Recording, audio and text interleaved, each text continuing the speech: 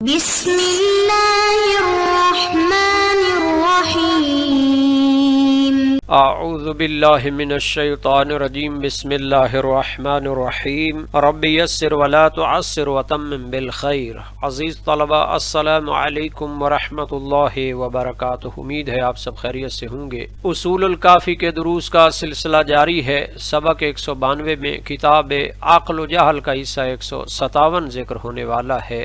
سب سے پہلے خلاصہ جات کو دیکھ لیتے ہیں۔ گزشتہ درس میں انسان کا ستون و عنصر بیان ہوا کہ وہ عقل و شعور ہے۔ عقل کے مظاہر و فوائد ذکر ہوئے، حدیث کا معنی اور مفہوم اور شارحین کافی کے بیانات بھی آئے ہیں۔ اس درس میں عقل کے مظاہر کی تفصیل بیان ہوگی، حفظ و فہم کا مفہوم ذکر ہوگا، عقل کے ذریعے کمال کا حصول بیان کیا جائے گا اور متعلقہ علمی مطالب کو بھی ذکر کیا جائے گا۔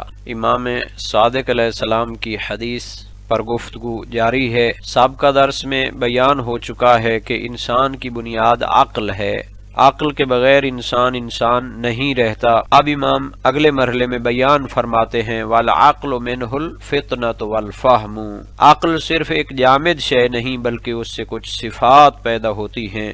اس میں تعبیر ہے وَالْعَقْلُ مِنْهُ، نحوی اور معنوی نقطہ موجود ہے۔ منہ تبعیض کے لیے نہیں ہے بلکہ منشئیت کے لیے ہے، یعنی فطنت و فہم عقل کے اجزاء نہیں بلکہ عقل کے آثار و ثمرات ہیں۔ مازندرانی نے وضاحت فرمائی ہے کہ هذه الصفات لیست عین العقل بل من لوازمہ و آثارہ۔ فطنت فطانت کی لغوی اور اصطلاحی تحقیق۔ فطن تیز فہم ہونے کو کہتے ہیں، فطانت ذہانت، بیداری اور تیز ادراک کے معنی میں ہوتا ہے۔ اصطلاحی معنی میں حقائق کو جلدی پکڑ لینا، بات کے پس منظر کو سمجھ لینا، فریب و حقیقت میں فرق کر لینا کو کہتے ہیں۔ الفطنۃ قوت الانتقال من الظاہر الی الباطن، فطانت وہ قوت ہے جو ظاہر سے باطن تک پہنچا دیتی ہے۔ فطنت اور محض ذہانت میں فرق موجود ہے، ہر ذہین شخص فطین نہیں ہوتا۔ فطنت میں نور عقل شرط ہے، اس لیے چالاک انسان فریب دے سکتا ہے مگر فطین انسان فریب میں نہیں آتا۔ گویا امام اشارہ فرماتے ہیں کہ فطنت ایسی ذہانت ہے جو اخلاق کے ساتھ ہو، ہدایت کے تحت ہو۔ عقل کے ثمرات و آثار میں سے فہم ہے، کسی بات کا کھل جانا، سمجھ آ جانا، مفہوم تک پہنچ جانا، مقدمات سے نتیجہ اخذ کرنا، بات کے مقصود کو پا لینا۔ فطنت اور فہم میں کیا فرق ہے؟ یہ نہایت ضروری ہے، اس کو سمجھنا چاہیے۔ فطنت خطرے، فریب، پوشیدہ پہلو کی شناخت کو کہتے ہیں، فہم معنی، مقصد اور دلیل کے ادراک کو کہتے ہیں۔ یوں فطنت حفاظتی شعور ہے اور فہم معرفتی شعور ہے۔ ان مطالب کو جناب ملا صالح مازندرانی نے نہایت تفصیل کے ساتھ بیان کیا ہے، ان کی عبارت کو دیکھ لیتے ہیں۔ فرمایا وَالْعَقْلُ مِنْهُ الْفِطْنَةُ وَالْفَهْمُ، اے يَنْشَأُ مِنَ الْعَقْلِ الْفِطْنَةُ وَالْفَهْمُ، یہ چیزیں عقل سے جنم لیتی ہیں۔ هذا الکلام وما بعده بیان وتفسیر لذلك المرام، یعنی عقل کے انسان کے لیے ستون کی حیثیت رکھنے کو بیان کرنا چاہتے ہیں۔ تو فطنت وہ ذکاوت ہوتی ہے، اس کے مختلف مراتب ہیں جس کے ذریعے انسان کا ذہن مبادی سے مطالب کی طرف آسانی سے پہنچ جاتا ہے، اور فہم وہ انسان کے ذہن کی آمادگی ہے کہ وہ علمی مطالب کو سمجھ پاتا ہے۔ اس کے بھی مختلف مراتب ہوتے ہیں۔ ان کا بلند ترین مرتبہ یہ ہے کہ مقدمات کی بکثرت تمرین سے انسان کو جو سرعت حاصل ہوتی ہے کہ وہ مطالب کو سمجھ لیتا ہے اور ان کے نتائج کو بجلی کی طرح جلدی سے حاصل کر لیتا ہے۔ اسی طرح امام صادق علیہ السلام نے عقل سے جنم لینے والی صفات میں سے حفظ اور علم کو بھی بیان فرمایا ہے۔ جس طرح عقل بیداری باطن پیدا کرتی ہے، عقل معانی تک رسائی عطا کرتی ہے کہ جس کو فطنت اور فہم سے تعبیر کیا گیا۔ عقل کا فیض یہاں ختم نہیں ہو جاتا بلکہ عقل یاداشت اور علم کا سرچشمہ بھی ہے۔ تو جناب ملا صالح مازندرانی اس کی لغوی اور اصطلاحی معنی بیان فرماتے ہیں۔ لغوی معنی حفظ، محفوظ کرنا، بھول سے بچانا، جبکہ اصطلاحی معنی معانی کو ذہن میں قائم کرنا، علم کو ضائع ہونے سے بچانا۔ حفظ محض حافظہ نہیں بلکہ معرفت کی حفاظت ہے۔ عقل اور حفظ کا باہمی تعلق،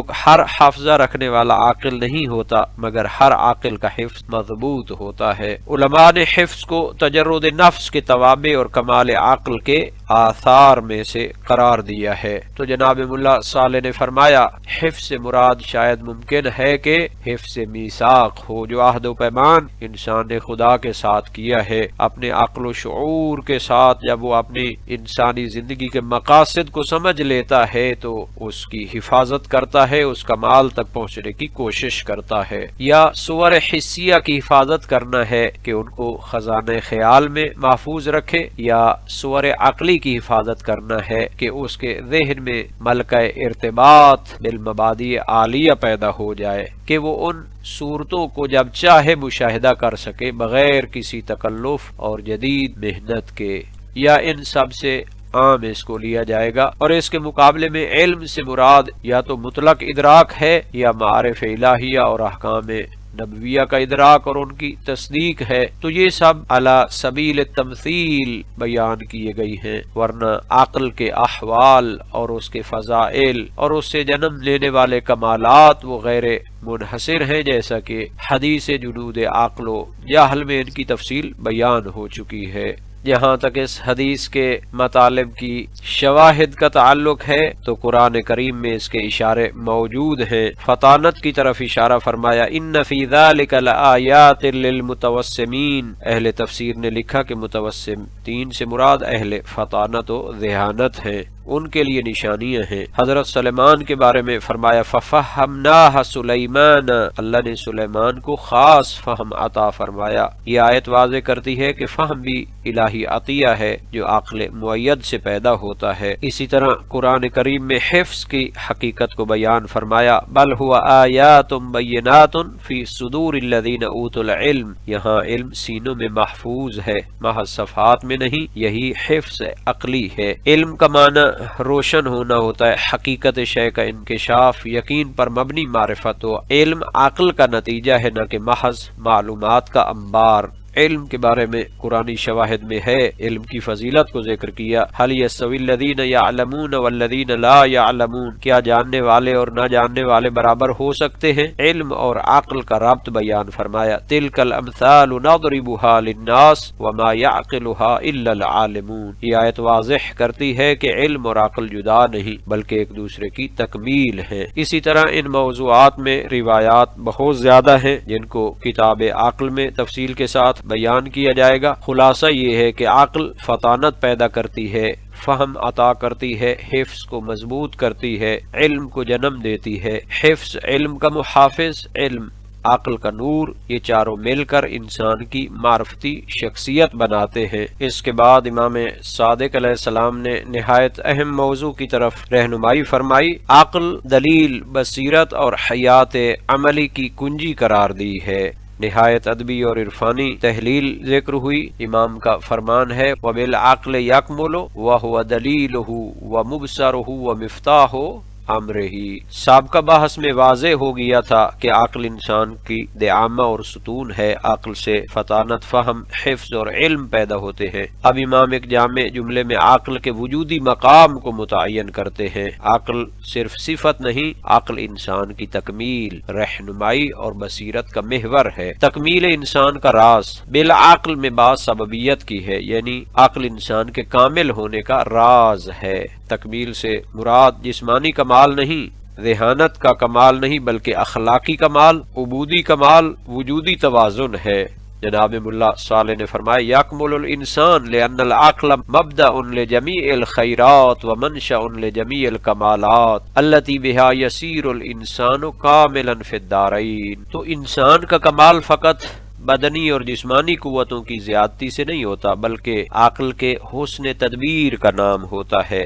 قرآن کریم میں بھی ذکر ہوا لقد خلقنا الانسان فی احسن تقویم، یہ احسن تقویم عقل کے بغیر نامکمل ہے، اس لیے قرآن نے بار بار فرمایا افلا تعقلون۔ فرمایا بالعقل یکمل، تقدیم جار مجرور قاصد حصر کے لیے ہے یا اس کے اہتمام اور اہمیت کے لیے ہے، اور بہی یکمل بھی نہیں کہا۔ فرمایا عقل بے حیثیت دلیل، دلیل کا معنی راستہ دکھانے والی چیز، مقصد تک پہنچانے والی رہنما۔ عقل بطور دلیل انسان کو خیر و شر کا امتیاز دیتی ہے، عبادت کو رسم نہیں رہنے دیتی، ایمان کو اندھا نہیں ہونے دیتی۔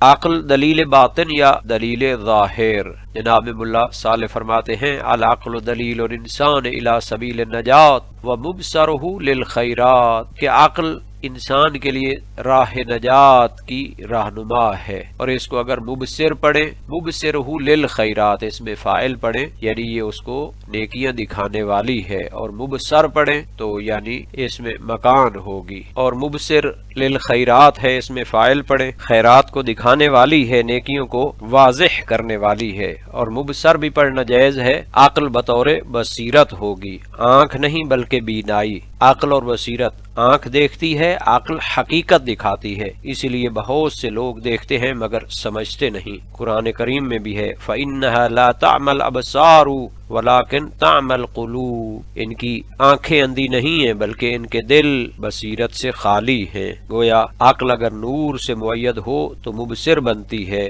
نیز فرمایا مفتاح امر ہی، انسان کے معاملات کی کلید ہے، مفتاح کی ادبی حیثیت، بند چیز کو کھولنے والی شے، رکاوٹوں کو ہٹانے والی چیز۔ عقل کن چیزوں کی کنجی ہے؟ عبادت کی، معرفت کی، اخلاق کی، نجات کی۔ اس کے ذریعے ابواب علوم و کمالات کھلتے ہیں۔ فرمایا لأن العقل فی عالم الابدان کالشمس یتلألأ نورہ ویلمع ضوءہ فی الحواس الباطنہ والظاہرہ، عقل عالم ابدان میں ایسے ہے جیسے سورج کا نور چمکتا ہے اور حواس باطن اور ظاہرہ پر اس کی روشنی پڑتی ہے۔ یتنور بہ القلب ویستضیء بہ الصدر، اس کے ذریعے دل منور ہوتے ہیں اور سینوں میں ضیاء پڑتی ہے۔ فمن حیث انہ یہتدی بہ کل عضو من اعضائہ الی ما هو المطلوب، اسی عقل کے ذریعے تمام اعضاء اور جوارح انسانی اپنے مقاصد کو سمجھتے ہیں تو یہ ان کی دلیل ہے۔ جناب علامہ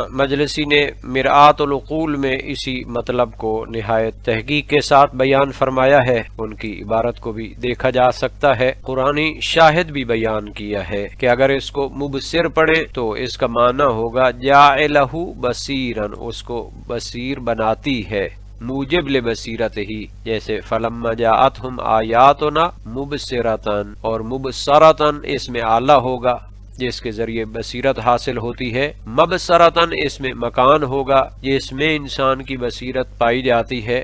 قاموس محیط میں فیروز آبادی نے فرمایا المبصر و مبصرہ حجت کو کہتے ہیں۔ آج کے سبق کا خلاصہ دیکھ لیتے ہیں۔ اس درس میں عقل کے مظاہر کی تفصیل بیان کی گئی ہے، حفظ و فہم کا مفہوم ذکر ہوا، عقل کے ذریعے کمال کا حصول بیان ہوا، متعلقہ علمی مطالب پر روشنی ڈالی گئی ہے۔ اس درس کے متعلق تمرینی سوالات کو بھی دیکھ لیتے ہیں اور اللہ تعالی سے دعا کرتے ہیں کہ ہمیں قرآن و سنت کو سمجھنے اور ان پر عمل کرنے کی توفیق عطا فرمائے۔